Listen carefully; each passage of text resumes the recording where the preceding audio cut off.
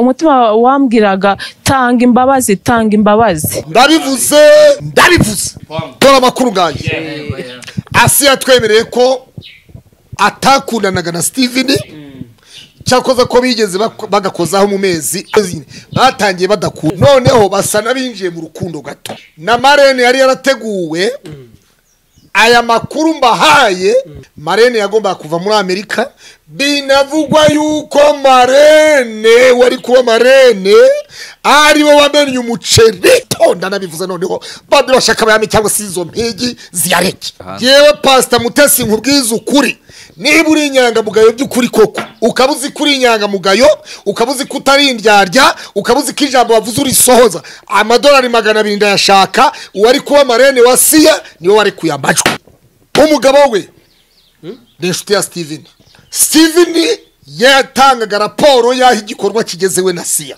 agahereza iyo kwa Marene na Mutesi nuvuga ngo buri muntu wese yabaga afite kopi ya buri kintu cyose gikorwa cyo kwa Asiya yari yarabuje Steven ko nta muntu n'umwe ugomba kumenya igikorwa aho kigeze ko bazatungurwa ku munsi wanyuma hanyuma rero sasa Asiya kimara kumva dutangiye kubyivugisha muri social media Marene yumvise ko atazataha ubukwe mu Rwanda ahita ajugunya umuceri awohereza Bosco ziraziritse siri mu Jesus Steven yego yari yizeye yuko Marene azava muri Amerika yabimusabye Marene aranabimwemerera undi ubu tuvugana uri he nka Bishop Gerard ngira Gisenyi ari negahungayiro wanjye urabona ko mbyibutse amare kamanuka n'andi magambo Mutesi yashatse ko mu mugabo we kuruta uko naba musaza we je nabyifuzaga navuze kuva kera ko naba musaza wa Mutesi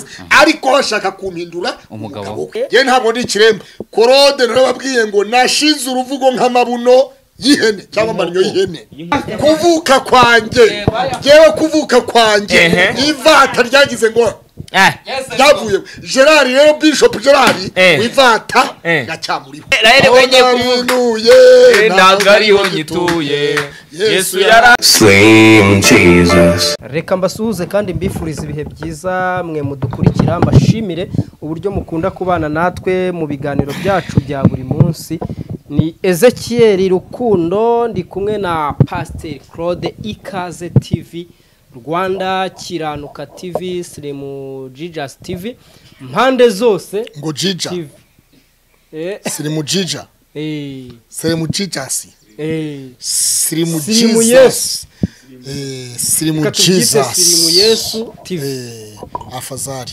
Pastor nishimiye kuguha ikaze ndukingurana aruri murambwira ati intoranwa yuko utayivuga kandi intoranwa iremewe twayinywereye fanta tuyirira usibye nibyo nakaboga jewe noneho rero intoranwa nakisiga n'intuze n'urusenda mu maso kubw'intoranwa oyagenda nyamaye nka rero kubera cano yitwa intoranwa kwisiga urusenda nakisiga amarangi kubgayo nasikisiga urusenda mu maso kubera kirakunzwe iremewe hashimwe Yesu ni imwe mu macano yemewe muri iki kibuga cy'uyu muhanda kandi ntirema amatiku ahubwo ikiza abantu amatiku ariko ugira amatiku yego hashimwe Yesu we watumye Pastor Claude Niyonzima natwe twese tubyuka duhumeka umwuka w'abazima Imana ibishimirwe haleluya nta nkuru mbi twumvise azutanga urufunguzo hanyuma twanzike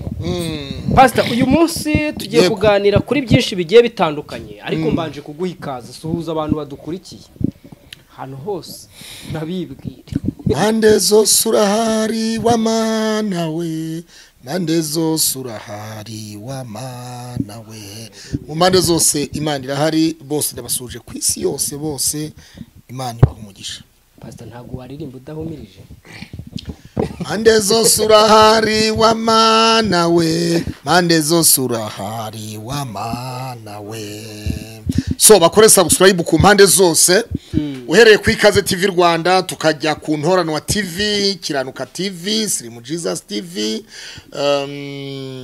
we impande zose kose umuntu impande zose rero banayiririmbye niyo mpamvu nayihimba indirimbo impande zose Imana irahari hanyuma iyi ni twibagiwe ayindi ntayo twibagiwe iyo twibagiwe izatwibutsa ariko ni imbere Right Media TV Right Media TV ndakubwiza uko uremewe we umucyo w'itangazamakuru Right Media TV amahoro y'Imana bane namwe twagiye rero ari wowe ndagitangira gutya ari wowe na Bosco Empire ninde muranga wundi ari jewe na Bosco Empire yego ninde muranga wundi Bosco se ko nta mugore afite ngenga bamfite umugore kandi akaba tarandangiye umbajije ibyumbajije ntabwo byumva neza wowe nsobanurira gusa kuko hari impamvu ndi kukubaza kuko nyuma ya ahubwo Bosco mbonye umugeni nazamubera umuranga mbonye umugeni ndamutse mbonye umugeni nazamubera umuranga niki cyaguteye uruzinduko rwerekeza intarabana mukajya kureba umubyeyi witwa Uwanyana Asiya yego bikaba byateje saga benshi bavuga ko nyuma yuko Pastor Claude Ariyega papu witwa Steven agakuzamo umugambi wa Pastor Mutesi we na Bosco Empire yabateyemo subiramo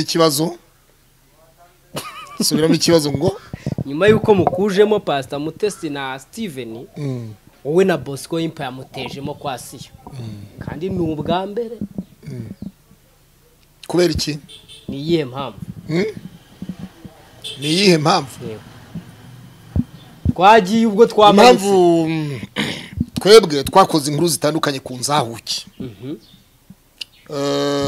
muri izo nkuru rero hari zabaga zifite fakiti ku ruhande rumwe abazituzana bakatuzana ibimenyetso ariko kugira ngo tubarasinge tubihuze uruhande rwo kwa Asiya tukarubura noneho rero mu kurubura bigatuma Asiya babara ku nkuru twakoze twamuhamagara ntitumufatishe ntitumubone akababazwa n'inkuru twakoze ariko kandi ataduhaye inkuru zatuma tuvuguruza za nkuru cyangwa se mu kimwe tuzihuriza hagati rero tuza kuvuga tuti Imana Bibiliya iravuga ngo nzaba umwanzi w'abanzi bawe niki gisubizo ubu we ureruye ugiye kuba umwanzi w'abanzi ba Uwanyana Asiya niko bimeze ndakubwiza ukuri kubera iki uzaba uri gukorera iki abanzi ba Asiya ni shitani n'abadayimoni n'imyuka mibi yose rero ndi umwanzi nzarwanya abo banzi bose kubera iki rero mwibutse kujya kwiyegereza Uwanyana Asiya ari uko mwumvise amajwi yagiye hanze no kumubona yakarabije ibirenge Steven nuko mwabonye yuko amarembo akinguye cyawe ubutumwa bwiza Bibiliya muri Yesaya 40 umurongo wa mbere haravuga ngo nimuhumurize abantu banjye mubabwire amagambo yururutsa imitima mubabwire ko mubwira bi Yerusalemu k'ibyaha byabo babihariwe kabiri babihariwe kabiri mubabwire ko intambara zirangiye rero twumvise ayo majwi tukumva Steven amajwi ya Steven ari coding Asiya tukumva Mutesa tuka Asiya byitwifuje no kugira ngo tumenye ngo ese ibi bintu koko ni ibiki byakozwe urumva haraba bavuga bati Mutesa siwe wabona Asiya siwe wabona Steven siwe wabona ariko noneho ntabwo dukwiye kuba umwanzi wumwe muri bo dukwiye kuba hagati yabo bombi ari nayo mpamvu wumvise mu kiganiro twakoranye na mama Pasiteri namaje nti ese ko Mutesi yakoze ikiganiro avuga ngo yagusabye imbabazi umubwira ijambo ngo riramukorogoshora Mutesi waramubabariye cyangwa ntiwamubabariye ngo giye ntanga imbabazi ngo ibyo byose bigisoka ngo nahise mbaha imbabazi batazinsabye wabyumvise noneho nibaza uburyo avuga ngo yabahaye imbabazi batazimusabye Bosco Empire yasohoye amajwi yiwe je n'amajwi ya mama Pasiteri nasohoye navuze ibyo nagiye numva noneho ndatekereza ari uwatutse mama Pasiteri ari uwamututse ari Mutesi watutse mama Pasiteri na Claude wikoreye inkuru ese nyirizina ninde wakoreye ibibi mama Pasiteri kuruta undi so wamututse none se ko mwe mwababariwe ari uko mwateye intambwe kuki Pastor Mutesi wababarirwa atateye intambwe nyine ni bwa buryarya bw'abanyarwanda ni bwa buryarya buriya na Steven yari amaze iminsi i Kigali Steven yagomba kuza nawe akerekeza intarabana akajya kumubwira ati rero ibyabaye byarabaye mbabarira nje kugusaba imbabazi n'umutima wanjye wose akajya intarabana ariko ntiyagiyeyo nawe yari ifitiye ubwoba avuga ati ninjye urasanga bahamagaye ribu cya polisi z'inkweke ariko ibyo byose mama pasiteri yavuze ko ibyo bintu atari byo Pastor isi n'abadukurikira n'abakurikira umuryango w'inzahuke bazi inkuru n'ibiganiro twagiye dukora bazi ibyo bya Pastor Mutesi bazi wowe bazuzana witwa Diane uvuga ko yabyaranye na nyakwigendera ibyo byose barabizi ni iki cyaguteye ishyaka ryo kujya gusanga uwanya na Sia nyuma y'uko imbuga nkoranyambaga zose zaje zitangiye kumwataka zimubona nk'indaya Asiya ntabwo ari indaya kandi ntabwo Asiya yateye ingoma icumu Asiya ni umuntu wagaragaye ko ashaka umugabo yanabibwiye Steven ati nanjye ati urabona ntashaka kurongorwa koko ati nagira ngo ntubishaka urabyumva urabona ntashaka kurongorwa koko Steven ati nagira ngo ntubishaka wahamagara Steven ariko yasinze Steven uramuhamagara umushaka he Steven nagomba kumuhamagara nkamubaza imbabazi yumvise yahawe na Asiya arazivuga hiki ubu ntushaka ko ari bwongera gupostinga hari ikibazo se akakwita intuza neza postinze hari ikibazo habona inkuru yabibaye inkuru asanga ubagikano yarakwita cha ntabwo iriho iriho ringing iriho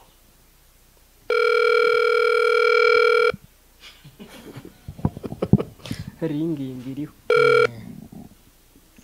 arasinziriye aragukupye Pastor aragukupye ongera umugerageze rimwe ongera umugerageze rimwe cyangwa ume voice note umubwite ndi mu kiganiro hangana umvugisha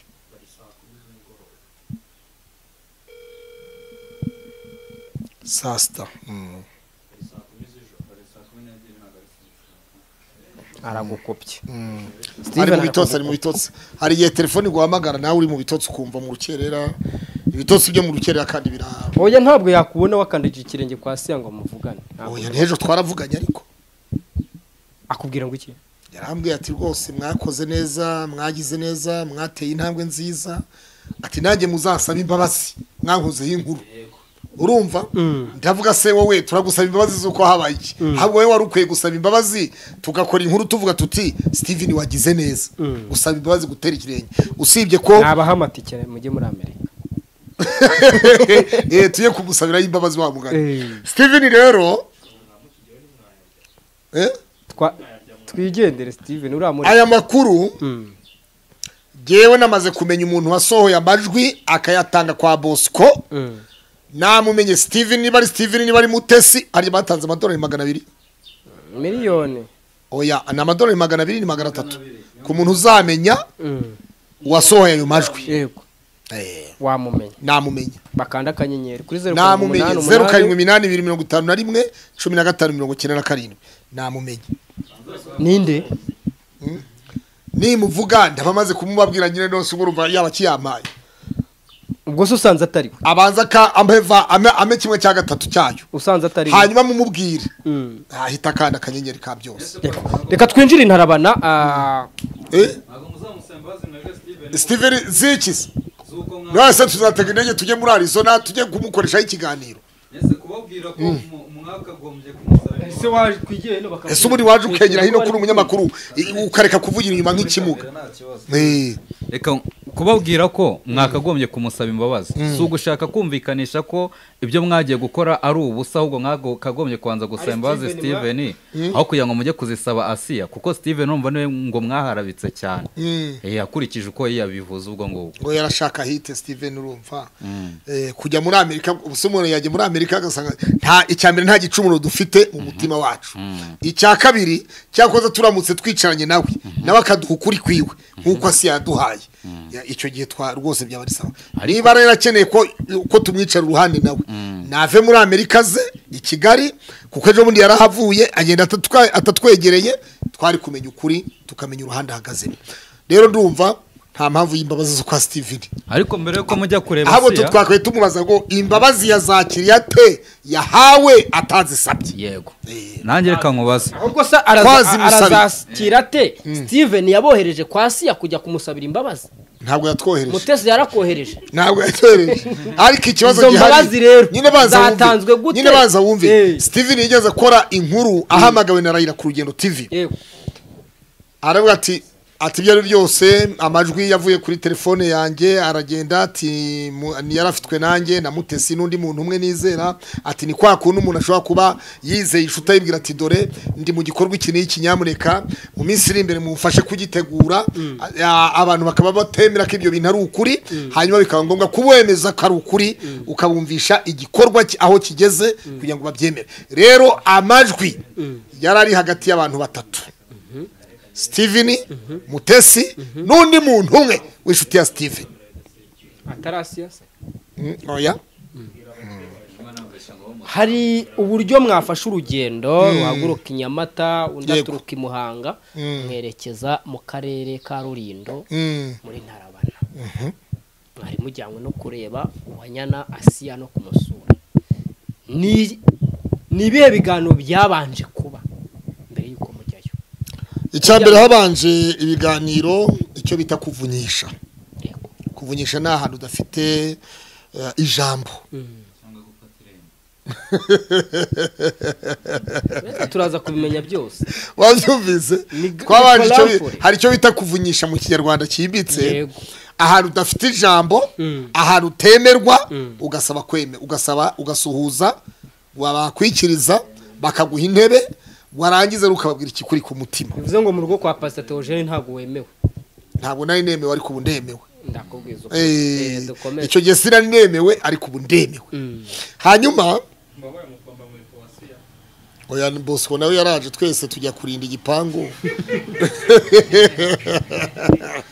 yaze kumukomba nkweto wa Mutesi intuza nkuru yazanye intoyi ijya kurinda ndabiretse naba nubahutse imbwa nkuru yari isanzwe irinda igipangu hariya yashimusi yo kwa Pastor Mutesi yewe nta kibazo unyita ukushaka ibidafata ku bana banjye ku mugore wanjye ku muryango wanjye nta kibazo ibifata jewe nashize amanegu nkinuze nk'amabuno y'ihene ubu n'ubwo ngo Bosco nawe yemeye kubimbwa ntabwo twebwe turimbwa turi abantu nese urabona turimbwa nese urimo uravugana n'imbwa wowe ibintu urimo urahisi urabona ari imbwa imwe irabivuga kugira ngo bakire iby'imbwa ivuze cyangwa umuntu ni urimo uravuga kandi rimwe mwemeye ko mwagiye kurinda igipangu twebwe kurinda igipangu ntabwo bivuze none se n'abasekirite barinda igipangu uri bouncer uri bouncer hano bawe twikomereze waravunyishije maze kuvunyisha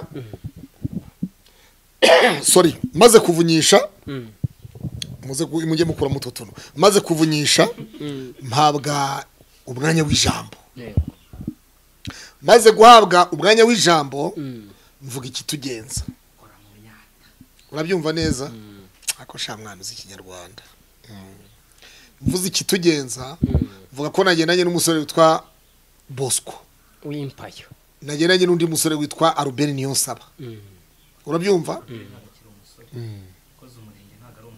oya ntabwo arasezerana komereza ntabwo arakora umurenge ntabwo arasezerana Robert hanyuma rero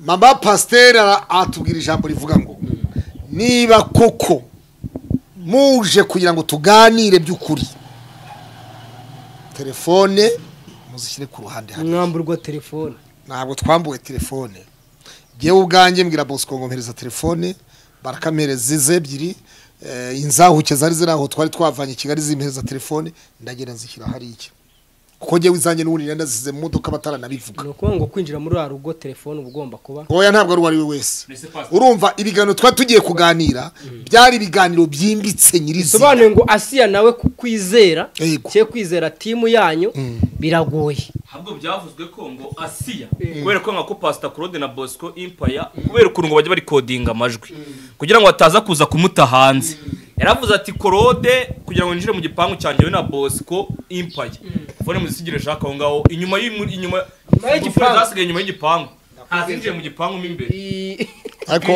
ariko wagitura we ko wari rurindo witukana ingetura se mama maguru yose yagendaga impigi rero n'ubundi amakuru yangezeho pasi n'ubundi amakuru wagiye kuyatuzanira tubwira yo waza n'ubundi aricyo cyari kikujyanye bazi batarinjira mu gipangu tora amakuru ganje Asiya twemereye ko atakundanaga na Steven cyakoze ko bigeze bagakozaho mu mezi 2 takundanaga banza wumve zine batangiye badakundana bavugana bisanzwe bushuti bisanzwe nanjye ukweze kera wavugana n'umuntu mukavugana ariko umunsi umwe ukazagira ikiye ukazarota inzozi hanyuma izo nzozi warose bikaba ngombwa kuzishyira mu bikorwa ukazibwira uwo waziroteye wabyumvise noneho basa nabinjiye mu rukundo gato nyuma y'icyo gihe bakundana amezi 2 ngo niyo bakundanye hanyuma Asiya aza kumenya ko ibintu bitari sawa Steven atari yarabwije ukuri Asiya wabyumvise noneho icyo gihe rero niho hatangiye parapara na Marene yari yarateguwe aya makuru mbahaye na Asiya ntayo yarazi ko dufite Marene yagombaga kuva muri Amerika wabyumvise Marene yagombaga kuva muri Amerika urumva Marene wasiya wo muri Amerika urumva ko ari umuntu udasanzwe nawe uzare ko Mutesi atakoresheje mu Australia miliyoni ze ndi we yari gutwerera 10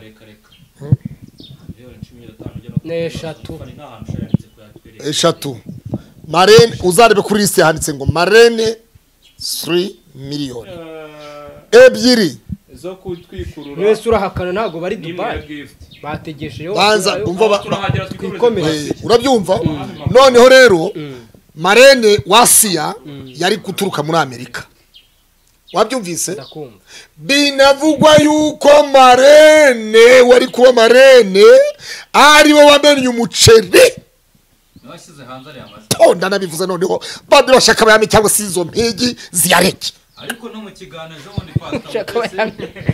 ejo bundi Pastor Mutesi nawe yavuze ko umuntu yashyize hanze amuzi Pastor Mutesi mu kiganiro nawe yavuze ejo bundi ko amuzi washyize hanze yewe Pastor Mutesi nkubwiza ukuri niba uri inyangamugayo by'ukuri koko ukabuzi kuri inyangamugayo ukabuzi kutarindyarya ukabuzi ko ijambo wavuze urisohoza amadolari 200 ndayashaka uwari kuba Marene wasiya niwe wari kuyambajwe akaba yarabitewe n'ikiriro kwari ukugira ngo asigarane Steven nk'umugabo we ni igiki cyabimuteye umugabo we n'inshuti ya Steven wabyumvise ngo abagore babiri barwaniye umugabo umwe abagore batatu barwaniye umugabo n'inshuti na Steven umva diri uko zimeze Steven yatangaga raporo y'aho igikorwa kigezewe na Siya agakarikodinga agahereza iyo kwa Marene swati umugabo wa Marene swati Marene na Mutesi nuvuga ngo buri muntu wese yabaga afite kopi ya buri kintu cyose gikorwa cyo kwa Siya na Steven none hasi yaza kumenya ko media yamaze kubimenya itangazamakuru ryabimenye ko bekundana na Steven wabyumvise neza Asiya yari yarabuje Steven ko nta muntu n'umwe ugomba kumenya igikorwa aho kigeze ko bazatungurwa ku munsi wanyuma hanyuma rero sasa Asiya kimara kumva dutangira kubyivugisha muri social media ahita afunga amazi n'umuriro Marene yumvise ko atazataha ubukwe mu Rwanda ahita ajugunya umuceri awohereza Bosco ariko Marene ngababajwe n'uburaya Steven ndabivuze handi hadera Pastor nanjye nkuru bambwiye ukuntu imeze vibe vuga ngo vibe ufite vibe cyangwa nta vibe The Vibe TV siri mu Ciza TV Kiranuka TV Ikaze TV Impande zose TV Intoranwa TV oya iremewe urabona ko ntena kashe hanyuma ukuntu bimeze nagiye kumva numva amakuru arambwira ngo ukuntu byagenze Marene yabonye uburaya Steven yakoreraga aho bari batuye hafi yaho yari afite abandi bagore barenga 3 yateretaga agira agahinda nibyo amaze imitsagana n'umugabo we aravuga ko kugira ngo uyu mugore w'inzawo cyazapfe ababaye abajwe n'umugabo ukorera ibintu muri Amerika yita pasteur yego reka ibintu mbishyire hanze akagasuzuguro ka pastor Mutesi na Steven bere gukomeza Karangira. gusuzugura Asiya niyo mpamvu Marene ashobora kuba aya makuru yarayamennye hanze akica ubukwe ku bushake bwe nuko amakuru ameze suko ameze ziraziritse izo ntare mureba ziraziritse nimuhumure mwitinya fite inkuru nziza ku bakunzi ba cano zacu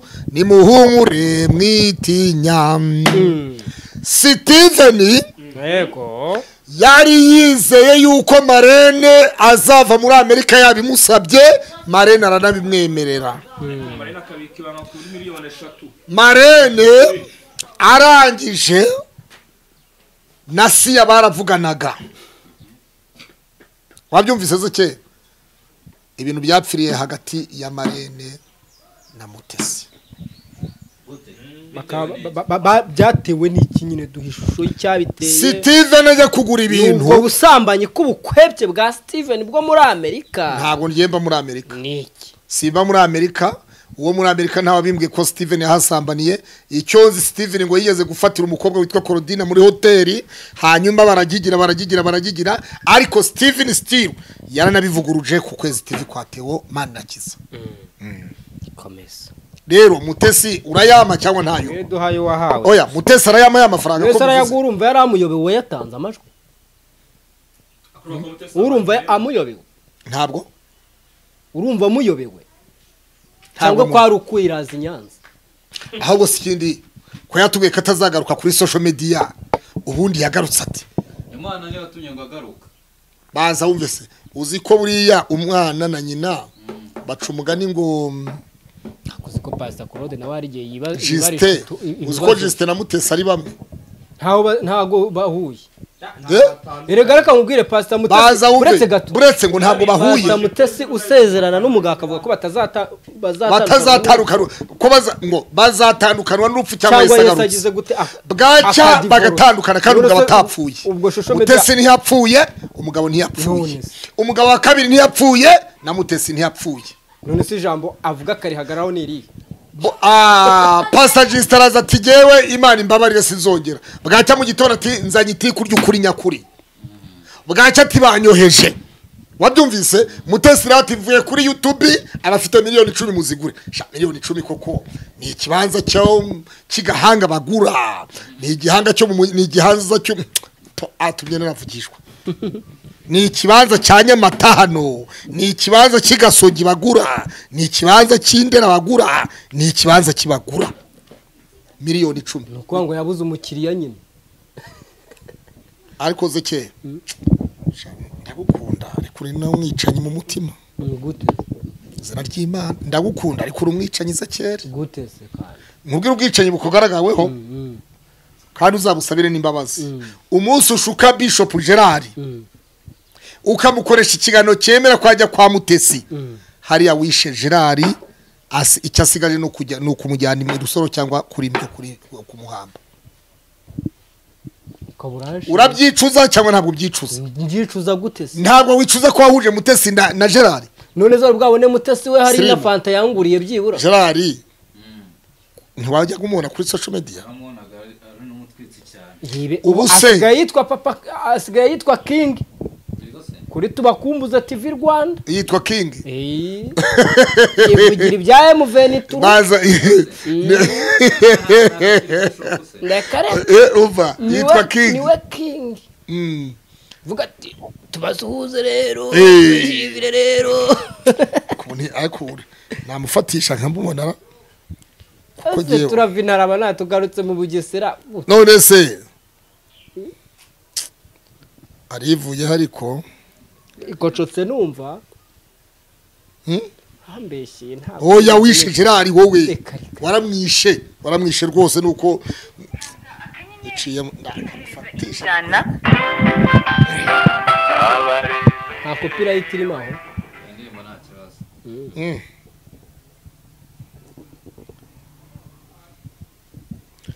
Baba Skofu. Uremewe baba. Habari asubuhi mzee wangu. Ndashima Imana. Uremewe rero. Ezekiel ngagiye kukohereza 5 mu mwanya. Turi mu kiganiro abantu twari turimo turajya impaka, bamwe ngo bakubonye Dubai, abandi ngo bakubonye ejo bundi ngo uri muri M23 ngo ibukavu ku mupaka, ubundi ubu tuvugana uri he nka Bishop Gerard? Ndi Gisenyi. Uri Gisenyi. Ejo wari ku mupaka wa Bukavu? Wari Rusizi? Narageze. Aha. Harya Sirimujiza niwe wavuze ko hari abamubonye Rusizi ku mupaka. Neza kero bivuze. Neza kero none hahawe ikuzo. Imana iguhaye ikuzo Zekeri. Umubyeyi Karame. Jewe rero nari ndimo ndatangaza avuga ngo umuntu wese afite 15 veni tarani bohereze kuri 0782 45 85 18. Nk'umusaza ko wabuze muri iki kibuga waburiye he? Kuri tubakumbuze ubundi mugeze he muri M23? Nta kintu gihari cyo kuvuga. Nta kintu gihari cyo kuvuga kandi ntawe umuntu ameze neza. Iyo umuntu atameze neza ntabwo akora. Iyo umuntu atameze neza ntakora. Nakora bazima. Pastor Mutesi yuri indege n'umugabo Ferdinand baragusiga. Twe twari tuzi kuri Dubai. Kubera iki wasigaye nk'umusaza mu kiganiro kandi akiraze cye Bishop wayi ikaze mu kiganiro. Pastor Mutesi atararongorwa akiri muri fiançailles ntabwo wigeze urwara. Urwaye rukarongowe. Oya umuntu ubuzima ni nka ubuzima umuririmbyi yaravuze ngo nyura mu misozi nanyura mu mataba. Ubuzima bugizwe n'ibihe bibiri. Ubuzima bugizwe n'ibihe byiza n'ibihe bibi. Ibihe byo guseka n'ibihe byo kurira. Ibihe byo gukora n'ibihe byo kudakora. Ibihe byo kubyara n'ibihe byo kutabyara. Nimba rero utabizi gutyo cyaba ari ikibazo niwe munyarwanda bakutangaje. Biravugwa yuko mu ijoro ry'ubukwe udatse umubiri rero ushobora kurwara kugira ikibazo ku gihe runaka. Zeki mukanda kayegera. Biravugwa yuko mu ijoro ry'ubukwe Pastor Mutesi yari aronguwemo ari naryo joro wafashwemo n'uburwayi ukajyanwa mu bitaro igitaraganya. Byaterwaga nuko umugore twari turi kukuvugaho bari bamurongoye. Byari bitewe n'iki kugezana n'ubu ko ntabwo nsabitaba ntacyo watwitabye ariko duhukuri. Mubazi ibyaye mu Vertura Gerard yavuye mu bihanda. Ubwiye ngo mu biro byawe udahatse. Ushobora kurwara mvuye iwawe, ushobora kurwara mvuye kwa Pastor Mutesi, ushobora kurwara i Burayi, ushobora kurwara mvuye no mu kandi kazi. Uburwayi ntaho budafatira. Ariko nekereza umuntu yarwara kubera ko umubiri nyine wagize ikibazo cyo kurwara. Ntabwo nekereza ko n'ubwa mbere nabamyumvise narwaya cyangwa rwajwe no. Bishop urumwe mu bantu barwaje Mutesi uramutegera umujyana ku kibuga cy'indege umusezera amahoro. Ferdinand ntabwo yarahari. Ariko murantunguye mu nkoresheje amakosa. None se inkuru n'ibintu utazi nose twakubaza ibyuzi. Ibintu by'imihanda kubera iki bajya Dubai muri honeymoon utitabajwe mu mategeko. Yaba ari Claude Simwanga yaba ari we Simwanga ariko nagira ngo rwose mu byiba mu nyibagirwe tubane ngusure mu rugi wawe mbane na Claude musure mu rugi we ariko ntabarizwa mu gisata cyo kuri YouTube. Watubwira impamvu yaba yarabiteye kuba twebwe watwiyama mu bya YouTube nuko twaragize uruhare rwo kuguhuza na Mutesi n'umurongore byatewe n'iki? Ese kera ashinjwa ko yakwishe. Pastor Claude ari kunshinja ubwicanye ko nakwishe ngo ninjye wagushutse kukujyana kwa Mutesi gusaba imbabazi uva kuri YouTube. Oya ntago kujya gusaba imbabazi Mutesi ntabwo ari kosa. N'abandi bagabo bose wese ko yagiye gusaba imbabazi asi. Rwose ntacyo byari bitwaye. Ugomba kumenya icyo akurikiye. Ahubwo icyaduha nanazisabiye na Mutesi kandi nagiyeyo na Mutesi bagiye bakorera abagenzi babo ndacyakera turacyari mu minsi 100 yo kwibuka abanyarwanda bose bakiga gusaba imbabazi cyane kugira ngo ubuzima kugira ngo imibanire myiza na bwa bumwe n'ubwiyunge bugerweho.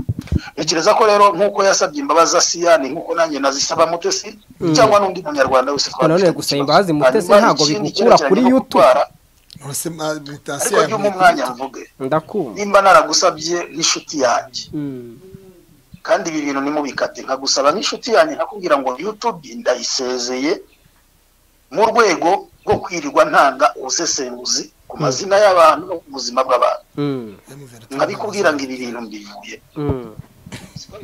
yego nimba wemera ko twari inshuti turi inshuti n'ubu ngubu banza unyumve nyine nimba unyemera nk'aho turi inshuti wakabaye umpamagara umbwira ati wenda umwana ararwaye dusure ukampamagara ati wenda madamu arifuza kukubona ngwino mu rugo dusure ariko singikeneye ku iri zina riba mu byo nabagamo rwose.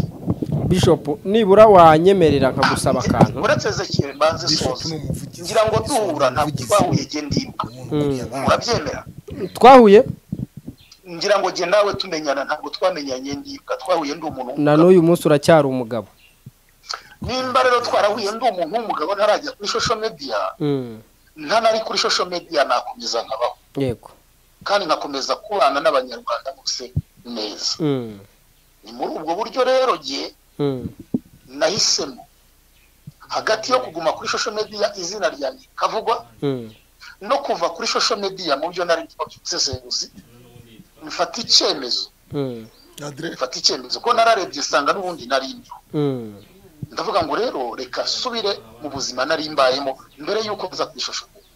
None uyu munsi kubera ubushuti dufitanye bampamagara nkabitaba ugashaka kunsubiza muri ibyo kandi sinshobora kubisubiramo.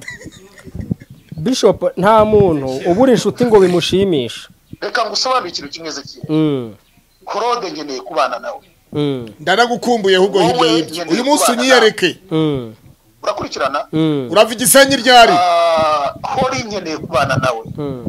N'abandi banyamakuru Nasiri mu Jesus. Ariko ntabwo tuzabana muri showbiz.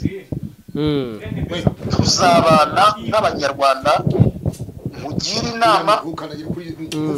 inama n'ibyo bintu nifuza. Ibintu byo ku mihanda rwose narabiseze. Kandi munyumvise byanezeza nanazabatumira tukicara tugasangira haba ari hano Igisenyi haba ari Inyamata tugasangira nkababwira ni muri abavandimwe mu muryango wanjye. Wari uzi ko ubu tumeze nk'abantu bapfushije? Oya ntabwo mwapfushije. Gihore ntabwo uzagahinda dufite. By'umwihariko nk'abakunzi ba Kiranuka TV. Kuri Kiranuka TV abakunzi babo baragukundaga ufite inshuti uribuka ko ari n'umubyeyi uhagukunda wa wundi wari waraduhaye kamera. Baracyagukunda. Ibaze rero kuba Kiranuka TV yaragize uruhare ruguhuza na Pastor Mutesi kuguhuza na Pastor Mutesi bigahita biva mu Rwanda. Iyo baba bankunda abo bantu bo kuri Kiranuka TV maze amezi agera muri 3 cyangwa se baba barampamagaye ariko nagiye nguhamagara ziriho ku biganiro nagiye nkora ubwo rero ntabwo bankunda. None se kuki wahagaritse umubano na Kiranuka TV ugakomezanya umubano na Gira Neza TV? Ariko kuri Gira Neza ntabwo nagiyeyo. Ntabwo Gira Neza nagiyeyo mu gihe cyo kubwiriza kandi Gira Neza nagiyeyo kuri Kiranuka ntiwabwiriza se ku Ikaze TV Rwanda ntiwabwiriza iki? Erega buriya Bishop urabizi umugore witwa Yezebeli. Oya ayo mazina ntabwo nyakunda. Nyine urabizi ibyo yakoreye Ahabu. Urabizi ko hari ibintu Ahabu atakoraga Yezebeli yamwemereye atamwemereye no kugira ngo hafatwe umwanzuro wo gufata Naboti ngo yicishwe amabuye byasabye yuko Yezebeli yiyandikira urwo rwandiko ashaka n'abagabo b'ibigoryi. Bishop tujye tubwizanya ukurenda kiba ari cyo kiganiro cyanyuma ari kuduha ukuri ukimara kubona na Pastor Mutesi ukamusaba imbabazi ni byiza byaradushimishije ariko ntiwirengagize ko rumwe mu bantu bahise bahabwa itegeko ko ugomba gukoresha uburyo bushoboka bwose ugatandukana n'aba bagabo uko ari bangahe ntabwo ari byo wibeshya amahanga waje ukabwiriza kuri kiranuka hari ijambo ejo nakurikirana ikiganiro Claude yakoranye na mama Asia nimba mushaka ko mbafata nk'ababi mureke comedy ntabwo ari comedy tubamo no please ndasabye Nose nimba comedy ushaka nari ko mubajije ko tubana nawe kwa Mutesi Claude tugahura si muceho na musuje Ezekiel tugahura ukagira ibibazo nkagara nawe nk'umugabo tureke comedy jewe umutima wanjye wanyemeje gusanga Pastor Mutesi Pastor Mutesi uburyo namusanzemo bwari ubwo ku mutima wanjye wibuke ko yari saga yari kuruwe hagati yawe na Claude ntabwo ari icyo kibazo cyabaye ibyo ni ibyanyu mwebwe mwanariza hanyuma Claude akiranira ikibazo kimwe cyo kwa Asia muri mu zindi politike zo kugira ngo nanone ikibazo kize kwa Gerard ntabwo ari icyo kibazo gihari umusaza ugakomeza hagati ya Claude na Gerard tunagupenda sana lakini njoo tukuone reka mbabwize ijuru ntabwo ari iry'umuntu nimba agiranye umubano mwiza na Asia byakabaye byiza uwo mubano ukomeje ukagira kwa Gerard ugakomeza ukagira kwa Mutesi ubwo nibwo bwana urankurikira ubwo nibwo bwana ariko ugarukiye kwa Asia ntuje ugere kwa Gerard ugere kwa Pastor Mutesi ntabwo bwaba ari ubwana rero nagira ngo ngusabe muri abagabo nubaha ubutaha iyi nimero nuko intamagaye nta zina ryanditse bivuze ngo warayisibye kuitaba kandika ibindi kuri ibyo bintu nabivuyemo sinzanabigarukamo Bishop hari akantu nshaka gusobanukirwa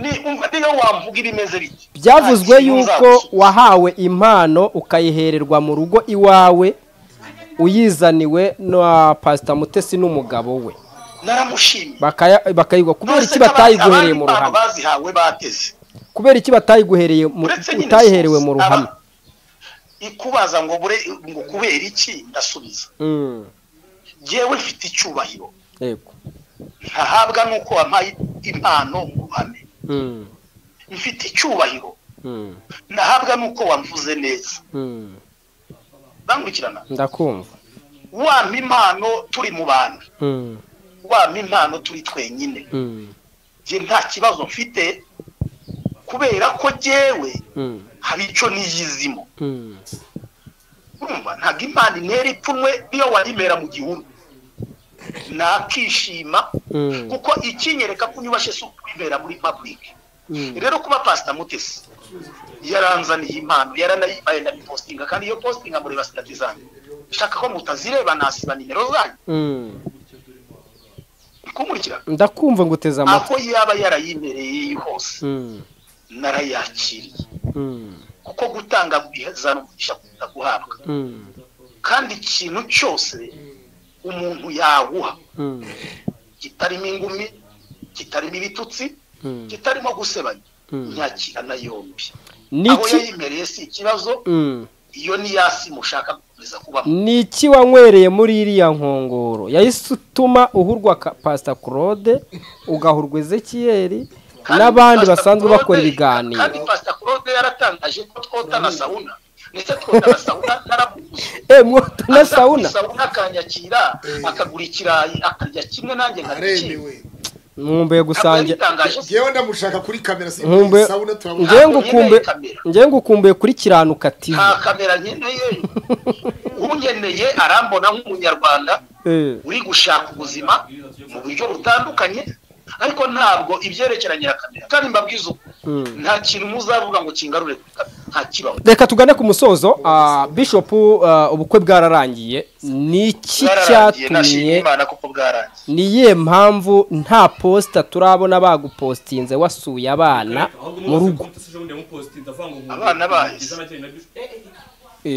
kuki tutarabibona bagupostinze nturajyaho kurya inyama mu rugo rw'abana ata bishop jewe ntabwo ndya inyama mu rugo rwa Mutesi inyama ni ikintu ndya buri munsi ejo Mutesi ari Dubai ku mazi inyama ndazirya my friend reka hori ngagusuhuze ntabwo nezezwa n'inyama ndya kwa Mutesi nako kwa Pastor Mutesi ntabwo nezezwa n'inyama ndya kwa Ezekiel nunanga buri inyama uzabumemukiye je mu myumbati n'amateke kandi n'uwo Claude arabizi hori arashaka undi myumbati n'amateke ntabwo nkunda inyama nibyo zanazinga mukagira ngo kuko inyama ni iz'abakene je narariye nihaye buri kintu cyose kiriho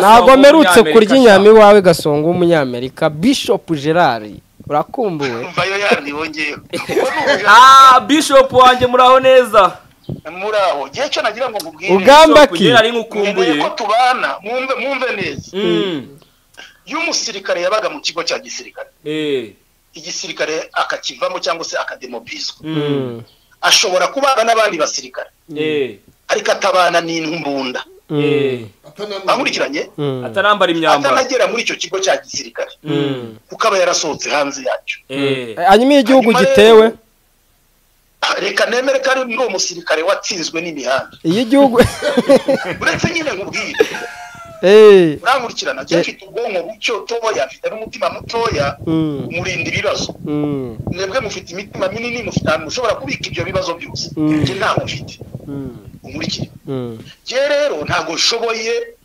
sishoboye kubaho ndi ikibazo muri sosiyete wirirwa muri rwaserera jewe nkeneye ko je mbana nawe Ezekiel nkaza nkagusura urumva nkaza nkasura abana bawe nkuko nabikoraga nkasura Claude karibuni sana karibuni sana narabibahariye Imana yarabibabatirije je ntabwo yigeze bipatiriza ndashaka ikibwiriza cyawe nta kibazo mu minsi iri imbere ndajya kubwiriza Kampala azaze mujyane uzaze tujyane ikibwiriza rwose nguhaye karibu uzanegera se yanumiye Kampala muri uku kwezi kwa gatandatu uzanegera se nta kibazo nzagutegera urakoze Bishop tutaragusezera reka mbanze ngusuze nkwifurize no gukomeza kugira ibihe byiza ndetse na weekend nza dore tugeze no muri weekend ariko ntarajya kure cyane twagiye kubona tubona ku munsi w'ejo umubyeyi Pastor Mutesi werutse gukora ubukuri mu kwabuki Dubai arapostinze ngo hari abagabo b'intwari nkumbuye ibihe nagiranye na Bishop Gerard kuri umugabo w'intwari niko yapostinze kuri stati nkibaza Bishop nyuma yuko avuye mu kwabuki twazabona ikibwiriza cyawe na Pastor Mutesi mwongeye kwicarana iyo bavuze umugabo w'intwari nanjye numva umugabo w'intwari ko abereye Ezekiel aho abandi batabaye mufasha gukingura Ezekiel yabaye ikigwari arakubeshya ntago wabaye ikigwari Claude ko nabaye iki Claude ne wabaye ikigwari kandi Claude ari we wabaye ikigwari ariko Claude yaciye Bishop Gerard Ezekiel yabonye Bishop kari oya Gerard hari uburyo mu postinga mwe njye udapostinga kari intwari Mutesi nje nago mu postinga kuri stati nta mugabo postinga kuri stati iyo batavuze ibyo ashaka araraka oya kandi bona seka ngaho mugimbazo ndimo ndabaza Ezekiel kuba atarakora igikorwa nka gupostinge nk'umuntu w'intwari hanyuma Mutesi akaba yavuze avuye ku mazi ya Dubai barabu akavuga ati nkumbuye ibihe twagiranye na Bishop Gerard nk'umugabo w'intwari ahubwo ibyo bihe ni ibihe bihe mwagiranye na Mutesi katavuze ntagande babyaranye ntavuge rugana intwari ntavuge Rusagara ibihe wagiranye na Mutesi ni ibihe akumbuye ariko kukiburi Ferdinand tamuhaye ibihe byiza Ferdinand tagira kukiburi gihe yo Mutesi agize umuntu avugaho neza w'umugabo daraka kukiburi gihe yo Mutesi agize umuntu w'umugabo avuga neza daraka ibuka ko yamwimye ariko ubwo rero icyo cyaba ari ikibazo twagiyeyo nk'abakuzi b'Imana ntabwo twagiyeyo nk'abagiye kurambagiza ubutwari bwanjye nuko namusezeranyije ko ntazongera kumuvuga ndindira iryo jambo urankurikirana nibyo bihe byiza ntazongera kumusebya nzamuvuga ibyo bintu yabikumbura ibyo bintu rero ni ubutwari ako Bishop ndi umugabo nawe uri umugabo na Claude ni umugabo ntago ari uburayi iyo umugore avuze ngo akumbuye ibihe mwagiranye ari kumwe n'undi mugabo kandi nabo bagiye muri ibyo bihe gusobanura ikibazo Bishop ntabyo yakora gusobanura ikintu kimwe ndakumva nzi ko wigeze gusenga n'ubu ndacyasenga ariko iyo ngeze bagezeho mugashaka muraba iyo ngeze ku kantu k'ibintu ariko sinzongera kuguha n'ukuri kw'Imana ndahiye ukuri kw'Imana uyu mwanya nguhaye n'undi wese n'uburyo mwabikozemo mukamamagaza ibyo nafite tekinike ntabwo nzongera kubaha uyu mwanya ariko reka mubwize ukuri ntabwo wigeze gusenga cyane wigeze kubana n'Imana n'ubu ndacyari kumwe nayo nari mubana mufite uko mubana n'ubu turacyari kumwe kuki winjiwemo n'umwuka wo guheha wo gufata ubuntu bw'Imana ukabupfusha ubusa Bishop uri gushaka kuncecekesha kugira ngo nyibagize ibyo bihe ari kumwe n'umugabo we avuze ko akumbuye ibihe twabayemo ntabyo uzi ibihe twabayemo ntabyo uzi ibihe mwabayemo ku buryo yabikumbura ari muri honeymoon biri public kurigira neza erega hari ibihe umuntu akumbura bikagaragaza ko ari amasengesho ariko se Pastor Mutesi na Ferdinand ubu bari mu masengesho dufashe n'abandi banyarwanda baza wowe urumva ari ibihe bihe bindako uko byagenda kose birahari umutindaroti cyakennye kuko ntago ari amasengesho ibuka ko mwagabanye tuwo uwo ni we nsubije mwige kuba abantu mwige kubifura ahubwo bashyira mu tumwibarize no hari uburyo wacuruzamo umuntu Bishop ariko yaje mubwiye nakumbuye byanjye no gusenga amen ibyo Bishop avuga agenda byumva neza umusaza Bishop tukurekura rata tukwibariza ikibazo cyanyu Bishop Askofu mu Giswahili Monsenyeri nyakubahwa nk'umuntu wavuye mu matiku yo ku mihanda gusebanya gutukana kuvuga nabi ukaba waragiye ugasaba ibibazo Pastor Mutesi nk'umushumba umukuriye umubyeyi ukaba Pastor Mutesi akaba yarasohoye audio yita uwanyanasiya ingegera indaya umugore w'ikirara akavuga ngo yamesa nk'umubyeyi kumesa mu Kinyarwanda bisobanura ngo ni ugupfusha umwana ukamesa ingobyi wamuhetsemo wowe uri umubyeyi nka Bishop Gerard Rubana na Mutesi ko wavuye mu mihanda y'ibitutsi ukaba warasanze Mutesi utukana wavuye he wagiye he buryo burere wamuhaye mubyeyi icyambere ntabwo abantu bose bazatekereza nkawe ikibanzo cyandike mu mutwe wawe ntabwo uzabana n'abantu batekereza nkawe yego icya kabiri ntabwo uzabana nk'abantu banariza nkawe yego bishobora kuba reka ngusubize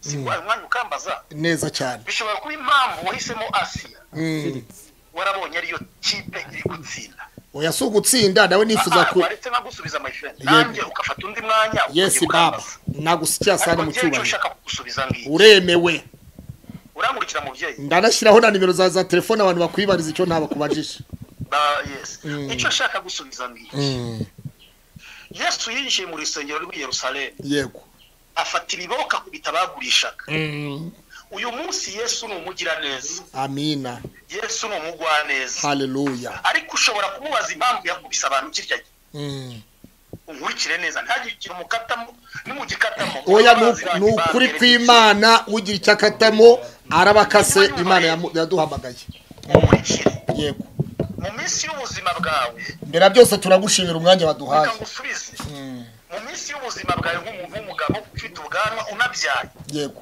hari iminsi useka hari n'iminsi uvuga nabi yego hari iminsi wishima hari n'iminsi ubabara byaterwa n'umunsi namenya Mutesi yarahagazemo yego ajya kuvuga ririya jambo bigaterwa kandi n'ibihe namenya Asiya yarahagazemo Mutesi ajya kumubwira ririya jambo yego nimba Yesu yarakubise abantu mu rusengero ari umwami ukiza ari umwami w'imbabazi yego Mutesi ni muntu ukiza utasohora ririya jambo ndasubijwe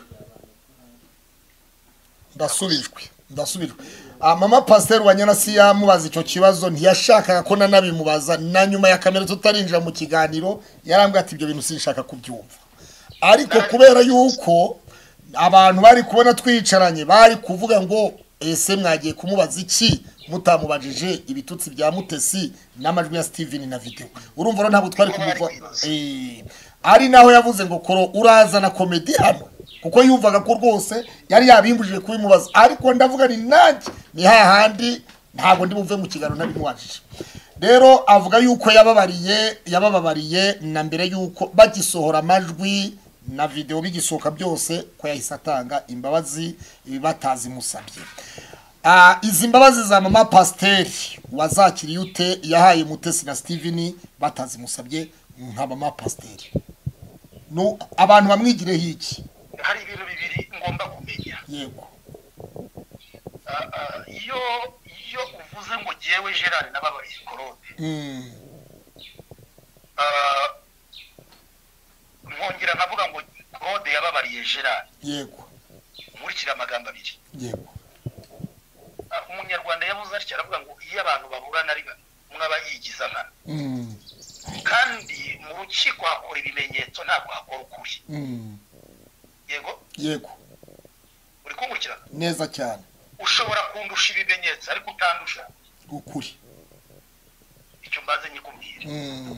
Nge rero icyo nemera kuri je bose n'abana b'Imana. Yego. Bose bazaba mu ijuru kubw'imbabazi z'Imana. Nta nukure twagira Satani atageze imyaka. Yego. Ngombwa nuko Mutesi yasabye imbabazi.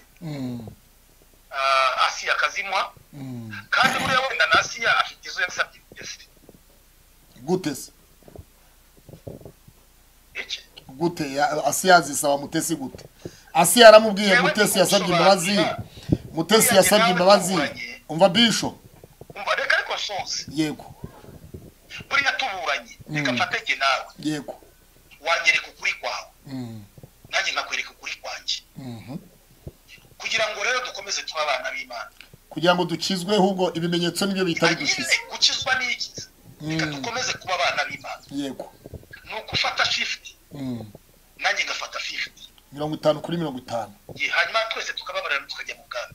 Haleluya. Urakoze. Bishop tugushimire abantu batazi nimero ya Bishop Gerard. Turashaka uyivugire tutayivuga twebwe ugasanga turashaka uwakubuze ukeneye ukuri kwawe nyirizina pani biturimo turakubaza. Hari no muntu ufite ukuri kwe yifuza kuba yakubaza kugira ngo umuhe igisubizo. Yakubona gute agushake kuyihe nimero? Karame. Kibubura kizi. Ndagukunda ugira umunsi mwiza. Oya mbabarira ndayizi giye mu mutwe ndayizi sindira kuyibaza ariko ndashaka umuntu. Oya Imana ikurinde pasi. Ushobora kuba mbabarira umbwire nimero. Bishop Gerard aboneka kuri 0782 45 85 18 0782 45 18. Asubije rero Pastor uyamukuyemo. Uyamukuyemo. Byari ngombwa. Takubwiza. Gusa hari ikindi tugikeneye. Nta kindi kiganiro gisoza. Ni Bishop Gerard. Uyu ni Bishop Gerard Mugisha. Tuganire.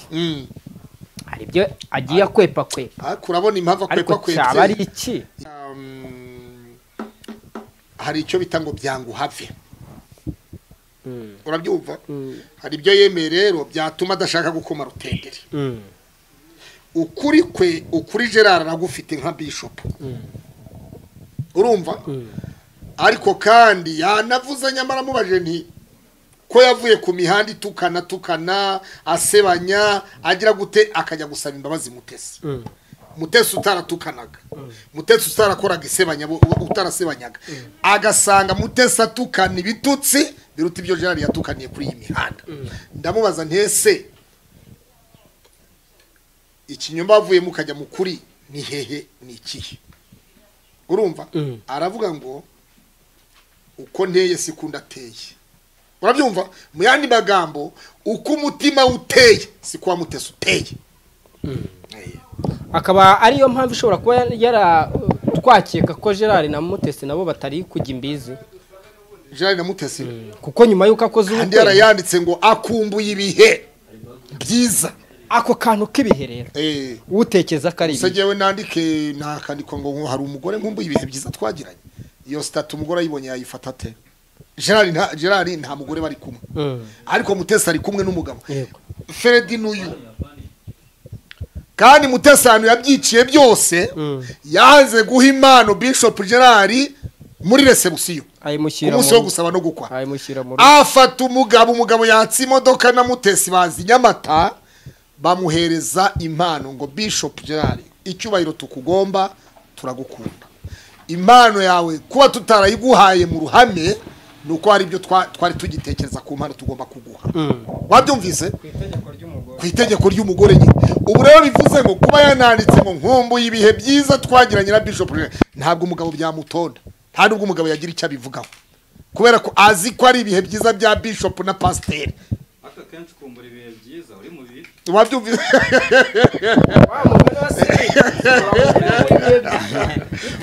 urimo wasanga Dubai hari gushya urumva rero diru tekinike nuko zubakitse nuko ziteye hanyuma rero hubwo Bishop Gerard reka tumusabe agume ku gicani agume ku gikumba asengera urugo nta bindi tuganire uwo ari wowe mugire musozi ikiganiro reka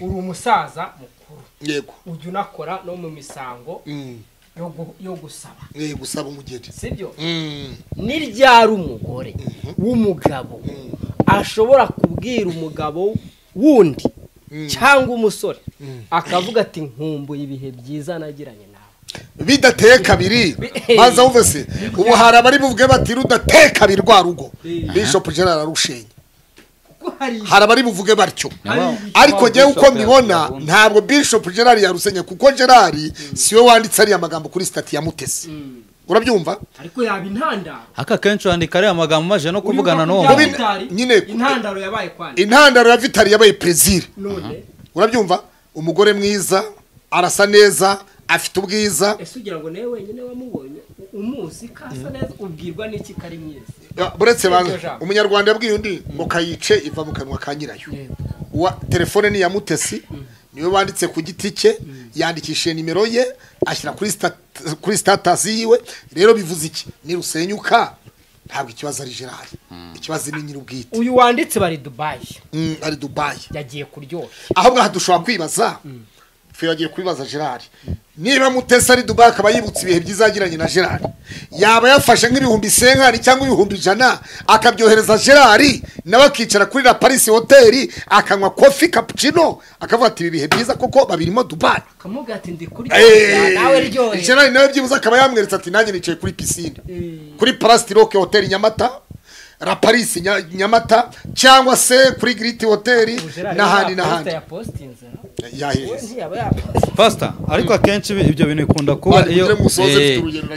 kuba iyo wajyanye ikibazo n'umuntu mukundana ukavuga uti reka mubabaze posting uwo wanakundaga ariko tuve kuri icyo tureke kubitindaho ejo mu kiganiro wagize gutya muragenda musaba imbabazi Asiya aravuga ati rero nk'umukozi w'Imana barana babare bataransaba imbabazi yego nawe rero nk'umukozi w'Imana ugendeye ku byo Asiya yakoze wowe aka kanya Pastor Mutesi agusabye imbabazi cyangwa se wowe si ngombwa ko Pastor Mutesi n'aka kanya gusaba imbabazi wowe ntabwo wamuhereza imbabazi z'ibyo yagiye gukora byose kugutwarira abagore n'umugore wawe yatanze urya gutanze gahongayire wawe ari na gahongayire waje ubu ngubu ntabwo wahereza imbabazi Mutesi z'ibyo yagiye gukora byose urabibona ko mbyibutse amareka kamanuka ariko nase yarihanganye we banatutse cyane imbabazi za Mutesi kuri Asiya zirimo uburyarya imbabazi za Asiya kuri Mutesi za Asiya kuri Mutesi zifite ukuri zifite ukuri yego Mutesi yandikiye Asiya ngo mbabarira Asiya aramusubiza ngo kuri umubyeyi se nkaba umwana yani magambo ibyo wakoze wabikoze ubizi yego igisubizo wacyumvise ntacyumvise wacyumvise igisubizo ntacyumvise yani magambo Asiya yaciye amazi Mutesi yaramubwiye ngo kuri umubyeyi se nkaba umwana Mutesi ni pasiteri Asiya si pasiteri yego wacyumvise icyo kintu bivuze iki rero kuri umubyeyi se nkaba umwana wakoze ibyuzi hanyuma rero kuki mwahisemo kujya kwihuza na Asiya kare musaba imbabazi kuki aka kanya mutajya gusaba imbabazi Pastor Mutesi kandi ari we mwakoranye ari we mwakoreye ibintu byinshi cyane ibikiza Mutesi mwagiye mumukora ibiganiro bitandukanye byo kumubabaza nawe nk'uko Asiya mwabimukozeho. Bibiliya iravuga ngo ndi se w'imfubyi nkaba umugabo w'abaki w'abapfakazi. Ntabwo ari se, ntabwo ari umugabo w'abadivorusekazi n'abadivorusegabo. Wabyumvise neza? Imana sisiko. Oya, Imana ni data. Nyine banza wumve. Imana uyemeye wese. Nyine banza wumve. Imana ntikunda divorce. Ariko ikunda imfubyi n'abapfakazi. Icyo kintu wacyumvise neza? Rero abafite umunezero bafite uko banezerewe. Ariko noneho wa munyamarira akazi w'umupfakazi yamarira y'imfubyi Imana iyitaho cyane kuruta wa wundi uri hariya. Rero ngiye ndi kumva twakije. Yego ndi kumva twaharanira amahoro. Uriya amahoro ni meza, sibyo? Amahoro rero nicyo kintu cya mbere. Mutesi twamweretse keshi ko ibintu byose bishoboka, ko dushobora kuba basaza be. Yego. Ariko waharanira gushaka ko twaba abagabo kuruta uko twaba basaza. Ko mwaba abagabo be. Yaharanira gushaka kwerekana ko mwaba abagabo be. Ubuse ushobora gufata umugabo w'umugore ugahereza audio umuntu ngo kanaka yarasabye utaramusabye. Mwari magambo Mutesi yashatse ko mu mugabo we kuruta uko naba musaza we, je nabyifuzaga, navuze kuva kera ko naba musaza wa Mutesi, ariko bashaka kumpindura umugabo we. Ko nta mugore wagiraga utamwemeye ko nta mugore wagiraga. Ntabwo ari guyange. Siyo mpamvu haba harajemo iry'itanu akazamo n'igitenge. Banza wumve. None se turasubira inyuma. Buriya rero agakiza Pawulo yaranditse aravuga ngo agakiza karatwegere kuruta igihe twizereye. Korode narababwiye ngo nashize uruvugo nk'amabuno y'ihene cyangwa amanyo y'ihene. Y'inkoko niyo agaragara. Hari icyo mbona watinye pastor. Buretse se ndakavura kaboko. Yatinye kuba nka Rugano uri mu Bugande. Je ntabwo ndi ikiremba. Wari kuba nka ndiwe ni ikiremba. Nibishaka yarabitangaje ko Mutesi yabimubwiye kuri Zaburi yarabivuze. Oya, ari ikiremba. Akuburugana azagarurwa mu Rwanda. Kubera ikisa azagaruka gute kandi bavuga ngo yabaye ikintuza ngo ntaga ameze nibyo pastor yatinye. Ibyo twebwe pastor yatinye ko mushikirageza. Baza wumve. Nyine baza wumve. Jewe shobora kuba naranze kunywera mu mukerenge yahereye mu Gerard. Yarataraha Gerard. Nyine baza we wari ufite yarabitamo. Hari ikintu bita junjama. Wayumvise junjama? Junjama nuko umuntu yagukorekera akavuga ngo ceceka. Kuko umugari cya Rwanda. Wabyumvise? Rero jewe muri junjama ntabwo junjama yankura. Umugari cya Rwanda uravuga ngo junjama ntiyasubiza ivata. Jewe ivata ryashize mu kanwa kuva kera. Umugari cya Rwanda uravuga ngo umva pastor. Ivata kuvuka kwanjye. Jewe kuvuka kwanjye. Ivata ryagize ngo yavuye Gerard rero Bishop Gerard wivata gacyamuriho bubutega mukaswe bukarya nyoko niko umugari cya Rwanda uvuga kandi ntabwo nariye bivuze ngo nyine ubwo bari kugutega bwaraguhushije ufata isko Gerard la sheko talabosheka topi vuga ngo Imana ivuze ngo iki Imana iravuze ngo burozitariye Imana igiye kwita ibuguheramo umugisha wi data haleluya niza tubashisha Imana rero bishatse rero wenye kuvunuye ntabwo ariho nyituye Yesu yaranyimuye ntabwo ariho nyituye we ibyarenza amarira nabaye ngo nsezere ku isi nigerere iyo mu ijuru mbona tugaruke ubundi agarutse tugarukiraga cyari kimwije amasaha agiye ariko kuyabara saa saba zageze iminota 5 irahagije tuzamura Imana icyubahiro yitaremeye ko Pastor Claude ajya gufungurira Risani muri hoteli y'Imuhanga reka baze nkubwire reka baze nkubwire ukuntu bimeze yewe yonze kuba ndi umuntu nyine baza wumve kwerekeza narabana narabana haremewe ni heza noneho reka baze babwize ukuri ndi imbere y'Imana ishobora byose ndi imbere y'Imana ishobora byose n'abakristo mwese bavandimwe banyarwandakazi mama Pasiteri Uwanyana Asiya aremewe hanyuma abavuze ko kuba bagiye kwa Siya bishobora kuba bigiye kumubyarira amazi n'ibisusa bishobora kuba bigiye kumubyarira ibibazo umunsi ngo wabuze inkuru we na Bosco Empire ibyo ni ibicucu muzicara mugatara mu mugabo mwasanze muri salo ibyo ni ibicucu bitagira ubwenge muri comment ngashobora kuba ataremeye uwitwa Steven akazisanga mu biganza bya Pastor Claude ngo na Bosco Empire kandi ngo kwikuramo bikago Empire ni umusore jewe ndi umugabo ndubatse Empire ni umusore jewe ndubatse kandi mama Pastor afite na murumuna we mwiza usobanutse wabyumvise neza rero Empire agiye agakomanga agakingurirwa si igitangaza ubwo niki kasobanutse ko naramubonye yaganira neza yakira abashyitsi ntabwo wabonye mu kiganiro ko yahaye fanta ntabwo wabonye ko yahaye ikirahure Empire baza umenye bashimire mwese abakurikira Gikaze TV Rwanda kora subscribe like na comment Bishop Brigitte ntabwo mbizi niwe wari umukozi we none mwaratandukanye ikirego cyo bagiye kubaregana nawe muri ribu cyavuye mu cyane kiravuga uzagenda umubaza hatuye urahazi ikibazo ikirego cyavuye mu cya Bishop uzagenda ubibaze Pastor Claude kuva ko mushiki wawe kuva ko ari akana kantuza wawe ikirego bakureganye we na mushiki wawe cyavuye muri ribu ni cyavuyemo twaratsinze mwaratsinze ubu nta kirego afite muri ribu nta gihari yareze ubu mutesi yaramwaye ko yareze masheko torobo saka Uwiteka niwe Mana nyamana ni Imana ishoboye byose Bishop Brigitte my sister I love you so much my sister I love you so much my sister my daddy